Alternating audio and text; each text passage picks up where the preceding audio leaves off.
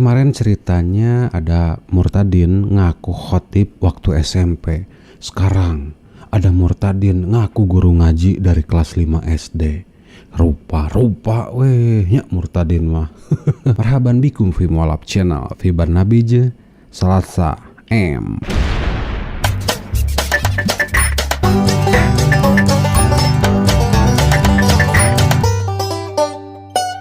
Tampol nggak nih? Tampol bos.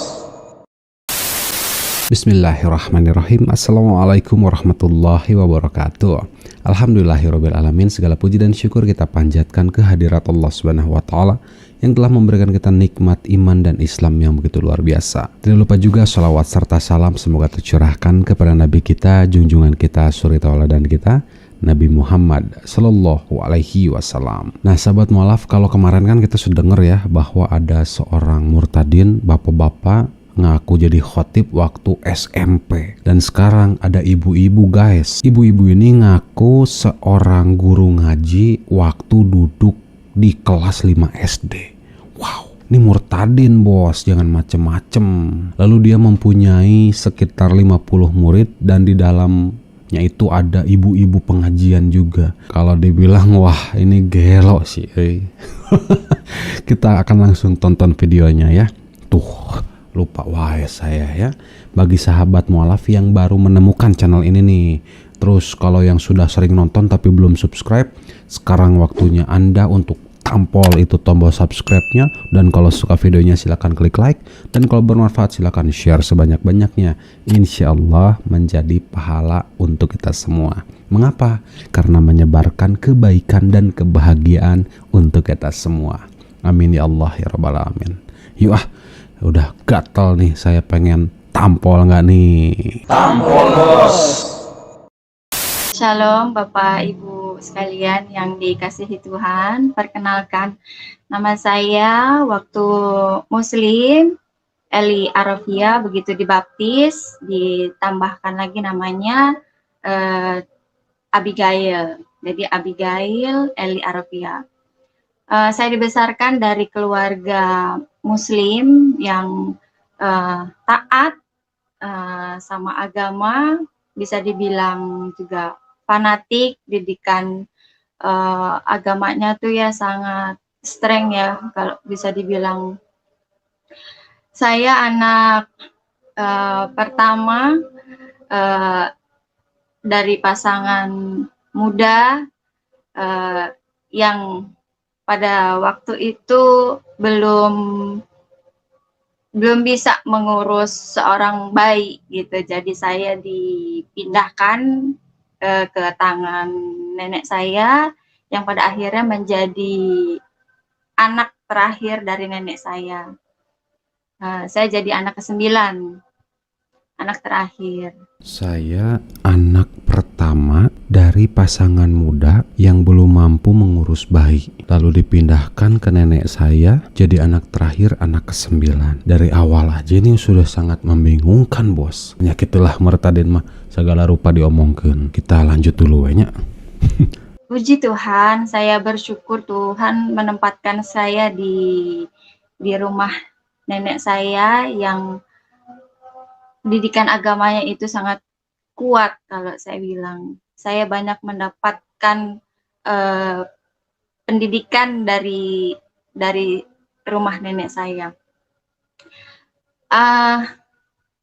Saya sekolah biasa ya, TK Islam, madrasah, bahkan lebih dulu kami di rumah itu diajarkan baca Al-Quran daripada baca ejaan Ibu Budi. Jadi lebih dulu kita baca Iqra. Nah, saya kelas 5 SD itu sudah ngajar ngaji. Di rumah kami punya taman pendidikan Al-Quran yang untuk anak-anak sekitar tetangga. Nah, itu gratis. Murid saya ada sekitar 30 sampai 50 orang gitu. Kalau sore saya ngajar Iqra, baca Al-Quran, bahkan ibu-ibu juga ikut belajar di rumah kami. Nah, Nah, enaknya untuk ditampol nih. Tampol bos. Ini juara banget. Ini luar biasa. Salut saya dengan kebohongannya ya. Anda bayangkan kelas 5 SD sudah mempunyai 30 sampai 50 murid, bahkan ibu-ibunya pun ikut dalam kegiatan belajar mengajar Al-Quran yang dikatakan oleh si ibu ini. Ini yang kemarin aja belum tuntas, anak SMP udah jadi khotib, sekarang anak SD jadi guru ngaji. Besok sekalian para murtadin ini mengaku bahwa saya ketika borojol, ketika baru lahir itu hafal 30 juz waktu orok gitu ya, waktu masih dalam oe-oe keluar masih ada ari-arinya, bilang saya ini waktu keluar dari perut ibu saya sudah hafal 30 juz. Tah eta luar biasa ya, kita salut sama murtadin, kagok edan sekalian. Tapi emang sih mereka ini paling jago dalam masalah tipu-tipu, kesaksian palsu, dan akhirnya mereka halu. Haleluya. Ini jujur ya, malu-maluin orang Kristen model-model murtadin seperti ini. Kenapa? Karena orang Kristen sendiri aja banyak yang dibodohi, banyak yang ditipu, banyak yang dikibuli sama para murtadin. Nauzubillahimin zalik ya. Tapi ya begitulah ya, orang-orang yang memang mencari keuntungan dari kesaksian palsu. Ya motonya tetap gitu ya, kalau nggak ngibul dapur nggak ngebul. Ibu-ibu nih urusan dapur. Kita akan lanjut lagi ya ke video selanjutnya. Gas kunclek. SD sudah mengajar, nggak cuma di rumah, di Taman Pendidikan Al-Quran, di masjid. Masjid-masjid saya juga ikut andil, ikut belajar, ngajar anak-anak juga sampai SMP. Makin bertambah usia, saya makin terbeban dengan apa yang saya ajarkan ke murid-murid saya. Saya berpikir gini, saya harus mengerti dulu apa yang saya ajarkan ke murid-murid saya. Misalkan saya ngajar baca Al-Quran, oke lah, mereka bisa ikutin saya. Tapi saya harus tahu dulu apa yang saya ajarin. Saya harus tahu dulu isi Al-Quran, apa yang saya ajarin, sehingga saya dulu yang pintar, baru saya memuridkan murid saya yang juga harus pintar gitu. Nah, rasa kritis dan rasa keingintahuan besar saya terhadap agama pada saat itu adalah titik awal dari, kalau keluarga saya bilang itu bibit-bibit murtad. Saya dibilang ini anak bibit-bibit murtadnya udah kelihatan dari kecil, padahal saya nggak ngerti. Saya cuma ingin bertanya gitu, ingin tahu lebih dalam apa sih ini gitu yang saya pelajarin, saya ajarin ke anak-anak ini apa, soal apa gitu. Ternyata Sebentar. Tadi kan dia bilang begini loh, saya harus mengerti dulu apa yang saya ajarkan ke murid-murid saya. Terus saya harus tahu dulu isi Al-Quran, apa yang saya ajarin. Sehingga saya dulu yang pintar, terus saya memuridkan murid saya yang harus pintar. Saya tampol aja deh ya. Tampol bos. Lihat, kelihatan kan dari cara bicaranya dan dari cara ceritanya ini nyambung bos, sinkron ini ya antara isi kepala dan isi mulut. Aduh kacau. Dia tadi di awal ngomong sudah bisa jadi guru ngaji, ada 30 sampai 50 murid, bahkan ibu-ibu cenahnya. Tapi sekarang dia ngomong gitu ya, saya harus ngerti dulu apa yang saya ajarkan. Padahal saya nggak ngerti gitu. Saya cuma ingin bertanya, pengen tahu lebih dalam apa sih yang diajarin saya ke anak-anak ini gitu. Ini soal apa katanya. Hai sia liur kan. Ini luar biasa gitu ya. Luar biasa berbohongnya nih, ya Allah. Malu bos ya. Rarai. Ini anak SD atau anak SMP sudah bisa mengajar dan bilang harus mengerti apa yang harus diajarkan kepada murid-murid. Ngomong ge can lancar masih keneh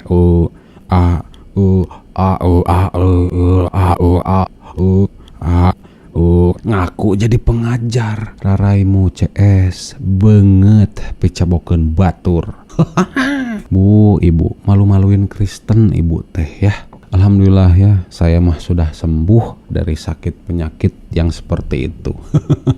Ya, orang gaskeun deui celek. Ternyata memang tidak boleh terlalu banyak bertanya di agama kami yang dulu. Tidak boleh terlalu kritis, tanya terlalu dalam. Pokoknya intinya kamu ikutin aja, kamu nurut aja, ya udah ngajar baca aja, nggak perlu tahu isinya juga nggak apa-apa, kamu udah masuk surga.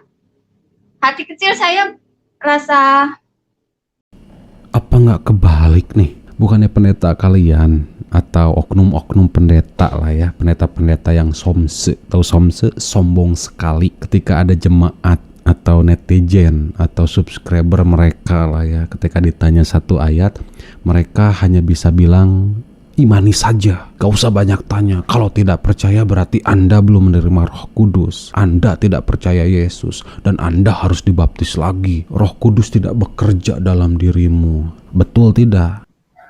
Betul. Ketika ada jamaah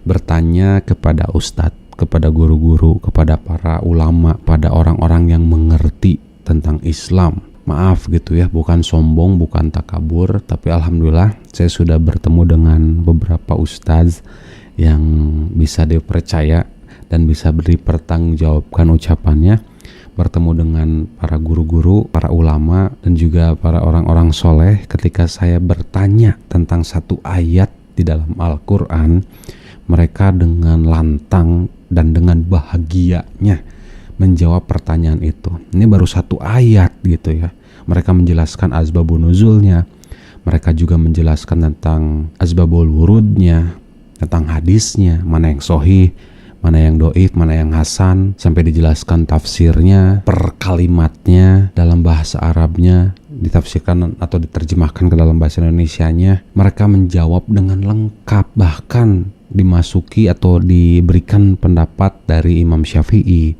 Imam Maliki, Imam Hambali, Imam Hanafi, dijelaskan secara rinci. Bahkan sampai ketika kita bertanya itu, logika kita yang dipakai.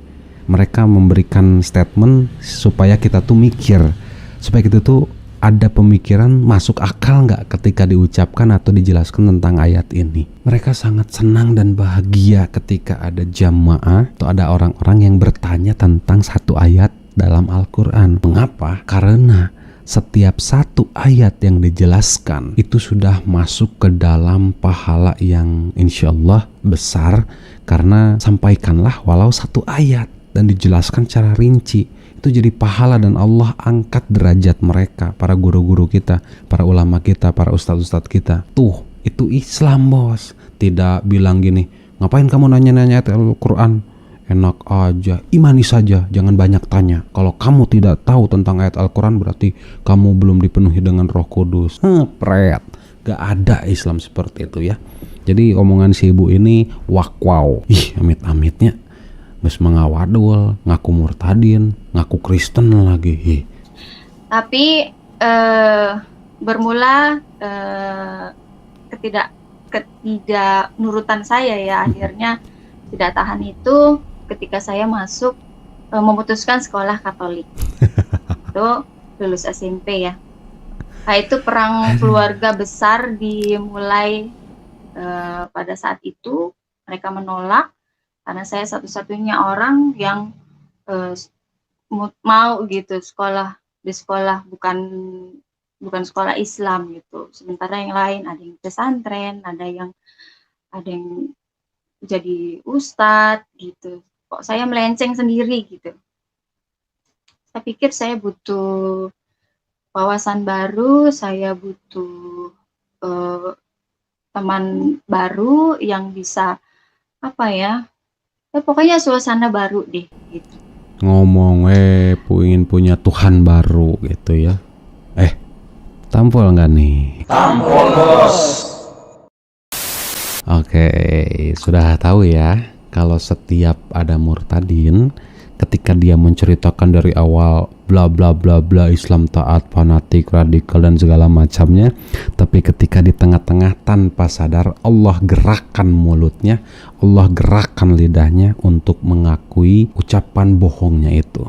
Ketika dia mengatakan saya masuk sekolah Katolik. Nah, kita sudah bisa menebak, betul nggak?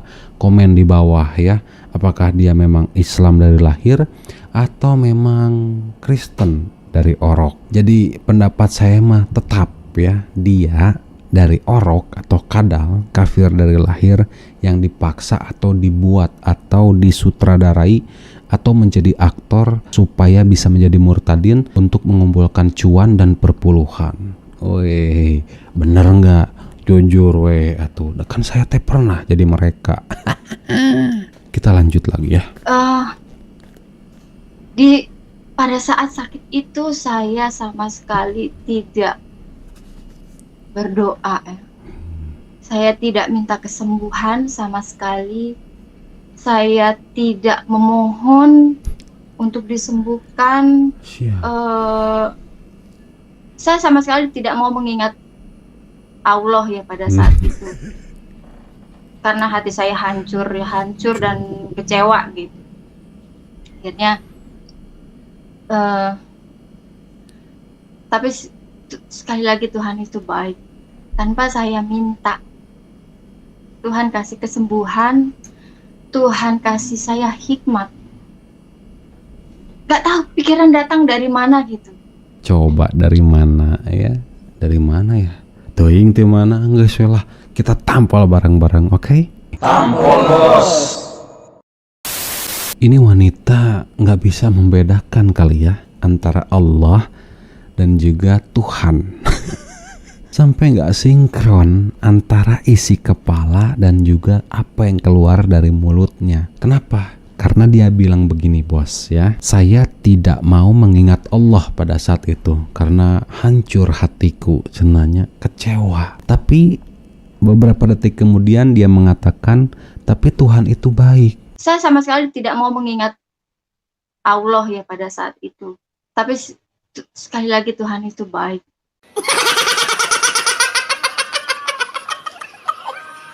Goblok. Mungkin menurut dia Allah itu Islam, Tuhan itu Kristen. Nenekmu kiper, Tuhan dibeda-bedakan. Bos, supaya Anda tahu, di dalam Bible saja, dalam Alkitabmu, itu banyak sekali menjelaskan siapa itu Allah, siapa itu Tuhan. Oke, kita akan bacakan ayatnya. Ini terdapat di dalam Keluaran 6 ayat 1. Contoh ya. Berfirmanlah Allah kepada Musa, akulah Tuhan, tah dengekeun. Lalu dalam Keluaran 20 ayat 2 di sini dikatakan, akulah Tuhan Allahmu yang membawa engkau keluar dari tanah Mesir. Lalu dalam Ulangan 6 ayat 4 di sini dikatakan, dengarlah hai orang Israel, Tuhan itu Allah kita, Tuhan itu Esa, bukan tiga. Lalu dalam Markus 12 ayat 29, ini Yesus yang ngomong langsung. Jawab Yesus, hukum yang terutama ialah, dengarlah hai orang-orang Israel, Tuhan Allah kita, Tuhan itu Esa. Tah qul huwallahu ahad. Dengekeun nya Bu. Dan alhamdulillah gitu ya, di dalam Al-Qur'an mah kita sudah sangat jelas lah ya. Satu kalimat atau satu ayat saja sudah menjelaskan siapa itu Allah, yaitu dengan kalimat yang sering kita ucapkan, Bismillahirrahmanirrahim, Alhamdulillahirabbil alamin. Ya, itu sudah sangat jelas. Segala puji bagi Allah. Lihat, Tuhan seluruh alam. Sebenarnya ini panjang banget ceritanya ya, hampir sejam setengah nih dia cerita seperti ini, keluar-keluar nggak jelas gitu ya, ngibul sana, ngibul sini, ngarang sana, ngarang sini, dan banyak cerita yang nggak nyambungnya, dan banyak banget bualannya sampai diada-ada lah ya, naonnya nama ininya ya diada-adain lah cerita itu padahal nggak pernah dia alami. Tapi Masya Allah, Allah telah berfirman tentang mereka loh. Nggak percaya? Yuk kita buka Al-Quran dalam Quran surah An-Nisa ayat ke-50 dan 52. Di sini Allah Subhanahu wa taala berfirman yang artinya perhatikanlah. Nih, Allah berfirman perhatikanlah betapakah mereka, yaitu orang-orang kafir, orang-orang murtadin, orang-orang munafikun mengada-ngadakan dusta terhadap Allah. Wow.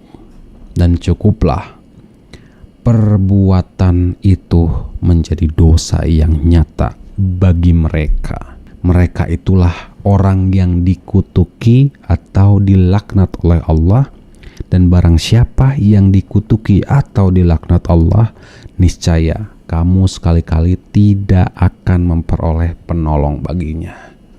Masya Allah. Jadi Allah sudah firmankan tentang mereka. Betul tidak? Keajaiban Al-Quran terbongkar lagi nih. Nah ya, alhamdulillah. Semoga video ini bisa menjadi manfaat, bisa menjadi ilmu, dan bisa menjadi kebahagiaan tersendiri bagi kita, terutama untuk keimanan kita kepada Allah Subhanahu wa taala, untuk lebih takwa dan lebih takut terhadap Allah. Karena setiap kesaksian dari murtadin ini insya Allah banyak orang yang akan mendapatkan hidayah. Amin, Allahumma amin. Terima kasih yang sudah nonton dari awal sampai akhir. Jangan lupa untuk klik tombol subscribe dan nyalakan notifikasinya. Semoga kita semua mati dalam keadaan husnul khotimah dan tentunya dalam keadaan muslim. Syukron, jazakumullah khairan. Wassalamualaikum warahmatullahi wabarakatuh. Wala tamutunna illa wa antum muslimun. Fabi ayyala rabbikuma tukadziban.